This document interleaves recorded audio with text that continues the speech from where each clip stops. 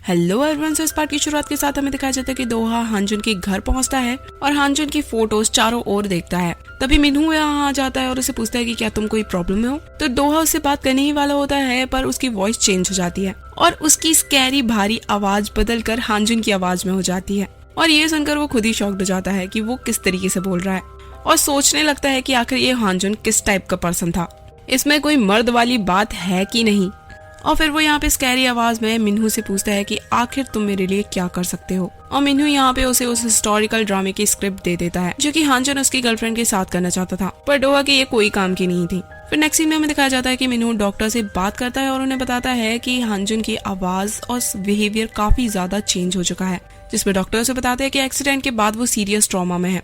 वहीं दूसरी ओर में हांरी को दिखाया जाता है जो कि सोच रही होती है कि इस ट्रॉमा की वजह से हांजुन पे काफी ज्यादा प्रेशर होगा। और यहाँ पे उसे एक फ्लैशबैक याद आता है कि उसे बचपन से ही एक साया दिखा करता था जिसकी ड्राइंग वो बनाया करती थी और डॉक्टर ने भी उन्हें बताया कि वो हांरी इस साये से बहुत डरती है। बैक टू प्रेजेंट में दोहा को दिखाया जाता है जो कि ड्रामे की स्क्रिप्ट में पढ़ता है कि मॉन्क ने प्रिंसेस को तावीज दी। उसे डायरेक्ट याद आता है कि बचपन में एक छोटे मॉन्क ने हांरी को तावीज दी थी ताकि उसे अच्छी नींद आ सके और उसे कोई साया ना दिखे। और वो मॉन्क कोई और नहीं बल्कि ट्रेन वाला मॉन्क ही था और उसने हांरी के पीछे दोहा का साया भी देखा था। बैक टू प्रेजेंट दोहा समझ जाता है कि आखिर वो हांरी को मार क्यों नहीं पा रहा है, क्योंकि वो तावीज अभी भी हांरी ने अपने पास ही रखा है और हांरी को मारने के लिए अब उसे वो तावीज ढूंढना ही होगा। फिर हमें पास्ट का एक फ्लैशबैक दिखाया जाता है जहां योंगवा अपने पेरेंट्स के कत्ल का बदला लेने के लिए पैलेस में घुसती है और दोहा को सोया हुआ पाकर उस पे हमला करती है, पर उल्टा दोहा ही उसे मार देता है और उससे पूछता है कि आखिर तुम यहाँ क्यों आई हो, जहां योंगवा उसे बताती है कि वो यहाँ अपनी फैमिली की मौत का बदला लेने आई है। इसके बाद सैनिकों की आवाज सुनकर दोहा उसे बेहोश कर देता है। फिर अगली सुबह जब योंगवा को होश आता है तो दोहा उससे उसकी चोट के बारे में पूछता है, पर योंगवा उसे कहती है कि वो उसे जिंदा नहीं छोड़ेगी। तो दोहा उसे तलवार और कपड़ों में से कोई एक चीज चूज करने के लिए कहता है और वो उसे वार्न करता है कि अगर वो इंजरी के साथ उससे लड़ना चाहेगी तो वो बुरी तरीके से मारी जाएगी और कपड़े चूज करके फिलहाल वो अपनी जान बचा सकती है। जिसपे योंगवा कहती है कि क्या तुम मुझे नीचा दिखाने की कोशिश कर रहे हो, तो इससे अच्छा होगा कि तुम मुझे मार डालो। तो दोहा उससे कहता है कि तुम्हें मारना काफी इजी है और मैं तुम्हें मारना नहीं चाहता क्योंकि तुम्हारे बारे में मैंने कोई और सजा सोच रखी है। जिसके बाद योंगवा कपड़े चुन लेती है और उसकी चॉइस से दोहा काफी खुश नजर आता है। बैक टू प्रेजेंट में दिखाया जाता है कि हांजुन का मैनेजर मिन्हू से शिकायत कर रहा होता है कि हांजुन पूरी तरीके से चेंज हो चुका है और अब वो काफी डरावना और खतरनाक भी हो गया है। जिसपे मिन्हू से समझाता है कि ये सब कुछ सिर्फ ट्रॉमा की वजह से है, पर मैनेजर उसे बताने ही वाला होता है कि हांजुन ने उसका गला भी पकड़ा था और उसे मारने की कोशिश की थी, पर इससे पहले ही वहाँ पर दोहा आ जाता है और एकदम हांजुन की तरह ही बात कर रहा होता है और रिएक्ट कर रहा होता है, जिसे देखकर मैनेजर खुश हो जाता है और उसे गले लगा लेता है। पर दोहा उसे वार्न करता है कि अगर वो जिंदा रहना चाहता है तो वो मिन्हू को कुछ भी ना बताए और इसी तरीके से स्माइल करते हुए उसकी हेल्प करे ताकि वो रियल हांजुन लग सके। ये सुनकर मैनेजर शॉक्ड होता है और कुछ भी नहीं कहता। फिर दोहा यहाँ ड्रामे की प्रेस कॉन्फ्रेंस में हांरी को भी बुलाने के लिए कहता है और नेक्स्ट डे प्रेस कॉन्फ्रेंस में हांरी आ जाती है और यहाँ हांजुन यानी कि दोहा सबके सामने हांरी को उसकी जान बचाने के लिए थैंक्स कहता है। जिसके बाद मीडिया की पूरी अटेंशन हांरी पे शिफ्ट हो जाती है और उसका इंटरव्यू लेने की कोशिश करते हैं और यहाँ दोहा खुद से कहता है कि अब बस तुम्हारे करीब जाने के लिए मैं तुम्हें इसी तरीके से फूल बनाऊंगा ताकि तुम्हारी जान लेकर मैं आसानी से श्राप को तोड़ सकूं। फिर नेक्स्ट सीन में हमें दिखाया जाता है कि बैक स्टेज में दोहा यी सियोल से मिलता है और यी सियोल यहाँ पे उससे कहती है कि ब्रेकअप के बाद मैं तुमसे पहली बार मिल रही हूँ। तो दोहा को यहाँ पर हांजुन की मेमोरीज याद आती हैं कि किस तरीके से वो इस लड़की के आगे पीछे घूमा करता था और वो उसे बिना कुछ बोले ही वहाँ से इग्नोर करके चला जाता है और यी सियोल को हांजुन का यह बदला हुआ एटीट्यूड पसंद नहीं आता।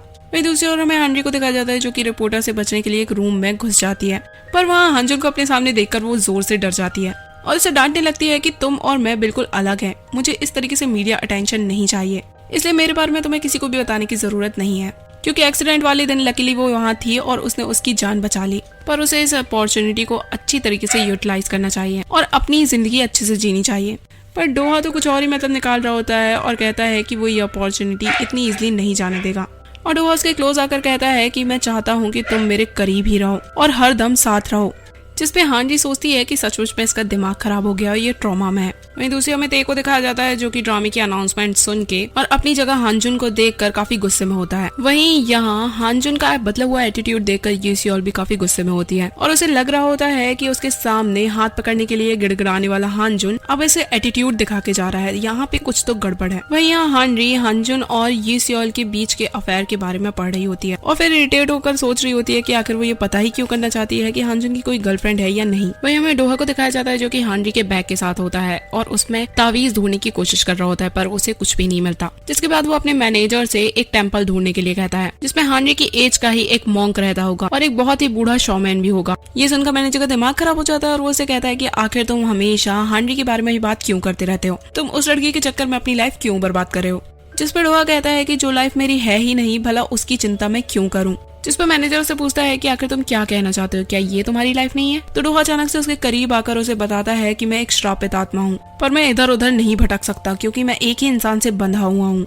पर जब हानजुन की डेथ हुई तो मैं भी उसी हॉस्पिटल में मौजूद था और इसलिए उसकी बॉडी पर मैंने कब्जा कर लिया और तुम्हारा हानजुन उसी दिन मर चुका है। पर मैनेजर उसकी बातें सुन के हंसने लगता है और कहता है कि मैं इन सब बातों में बिलीव नहीं करता क्योंकि आत्मा वगैरह नहीं होती है। इस पे हानजुन उसे अपनी पावर दिखाता है और वो डर जाता है और हानजुन उसके करीब आकर कहता है कि अगर तुम चाहते हो कि मैं यहाँ से चला जाऊँ तो तुम लकी होगी क्योंकि मैं भी यहाँ से जाना चाहता हूँ और इसलिए तुम्हें वो टेम्पल ढूंढने में मेरी मदद करनी होगी। फिर तभी दिखाया जाता है कि हानजुन का राइवल ते उसके घर पे आ जाता है और उसे थर्ड रेटेड एक्टर कहकर उल्टा सीधा कहने लगता है क्योंकि उसने ये ड्रामा उससे छीन लिया और ते ये कहकर वहाँ से जाने लगता है कि अब वो उस फायर फाइटर से मिलना चाहता है। पर ये सुनते ही दोहा अचानक से उसके सामने आके खड़ा हो जाता है और ये देखकर ते उससे पूछता है कि आखिर तुम यहाँ कैसे आए। और दोहा गुस्से में उसे वार्न करता है कि अगर तुमने उसे चोट पहुंचाने की कोशिश भी की तो मैं तुम्हें मार डालूंगा।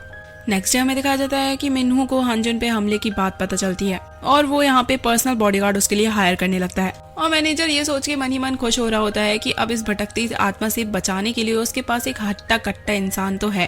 पर दोहा एक ही बार में उस बॉडीगार्ड को पटक देता है और मिन्हू से कहता है कि अगर बॉडीगार्ड लाना है तो मेरी मर्जी का लाओ जो कि मेरी जान बचा सके। और मैनेजर ये देखकर बहुत ही ज्यादा डर जाता है। फिर हमें हानरी को दिखाया जाता है जैसे कि डायरेक्टर की ओर से सम्मान मिलता है और उसका अच्छा काम देखते हुए उसे अंटार्कटिक के बेस कैंप में भेजने वाले थे।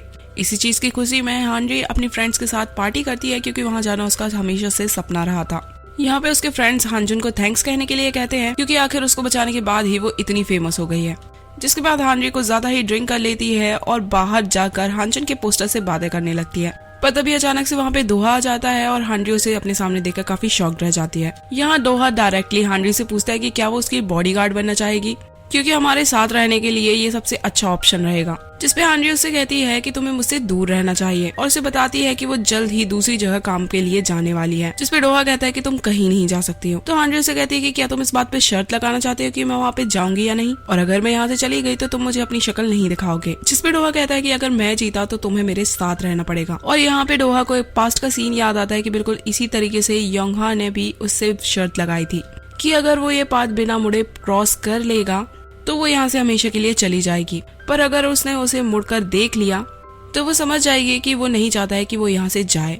जिसके लिए दोहा मान जाता है और पत्थरों को क्रॉस करने लगता है। पर तभी हानरी पानी में पत्थर फेंकने लगती है ताकि दोहा पीछे मुड़कर देख ले, पर दोहा पीछे नहीं मुड़ता है। जिसके बाद हानरी जाकर उसे पीछे से हक कर लेती है और दोहा इससे काफी ज्यादा शॉक्ड रह जाता है और उसे कहता है कि ये रूल्स के खिलाफ है और उसे खुद से दूर कर देता है। और फिर कुछ सोचने के बाद वो खुद ही उसे मुड़कर देख लेता है। जिसपे योंगहा खुश हो जाती है और उसे कहती है कि यानी कि तुम नहीं चाहती कि मैं यहाँ से जाऊं।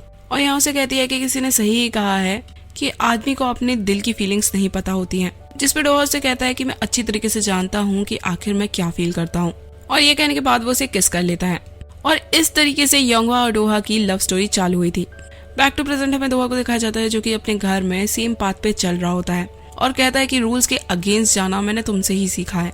नेक्स्ट सीन में हमें दिखाया जाता है कि हानरी अपने डैड की ग्रेव के पास जाती है जो कि फायर फाइटर ही थे। तो वो यहाँ पे बैठकर उन्हें बताती है कि किस तरीके से अब उसे मिरेकुलस फायर फाइटर का टैग मिल गया है और वो जल्द ही अंटार्कटिक बेस कैंप पे जाने के लिए इंटरव्यू देने वाली है। फिर जब वो वापस लौट रही होती है तो वहाँ पे हानजुन को देखकर काफी शॉक्ड होती है और छुपकर सोचने लगती है कि आखिर ये यहाँ पे क्या करने के लिए आया है। आगे हमें दिखाया जाता है कि मैनेजर डोहा को उस टेम्पल में लेके जाता है जहाँ डोहा मॉन्क से कहता है कि आपको वो तावीज बनाना बंद कर देना चाहिए। जिसपे मॉन्क कहता है कि मुझे दिखाई कम देता है तो अब से पहले के बचे ही पड़े हुए हैं, तुम चाहो तो देख सकते हो। जिसके बाद डोहा अंदर जाकर सारी चीजें चेक करता है पर उसे वो तावीज नहीं मिलता है जैसा कि उसने हानरी को दिया हो। पर तभी वहाँ से निकलते हुए मॉन्क उसे देख लेता है और वो जल्दबाजी में चीफ मॉन्क के पास जाता है और उन्हें बताता है कि वो शैतानी रूह हमारे टेम्पल में घूम रही है और ये इतने सालों से उस लड़की को परेशान कर रहा है। जिसपे चीफ मॉन्क कहते हैं कि अगर ये रूह उसे परेशान कर रही है तो उस लड़की ने भी पिछली लाइफ में उसके साथ कुछ ना कुछ बुरा किया होगा तभी ये यहाँ पे बलदा लेने के लिए आया है और इसलिए हमें इससे दूर रहना चाहिए। वहीं दूसरी ओर में दिखाया जाता है कि हांजी अपने इंटरव्यू के लिए जा रही होती है, पर तभी उसके सीनियर का कॉल आता है और वो उसे बताते हैं कि उसका इंटरव्यू कैंसिल हो चुका है। ये सुनकर हांजी समझ जाती है कि उसका इंटरव्यू हांजुन ने ही कैंसिल करवाया होगा और वो गुस्से में उससे मिलने के लिए शूटिंग स्पॉट पे ही पहुंच जाती है।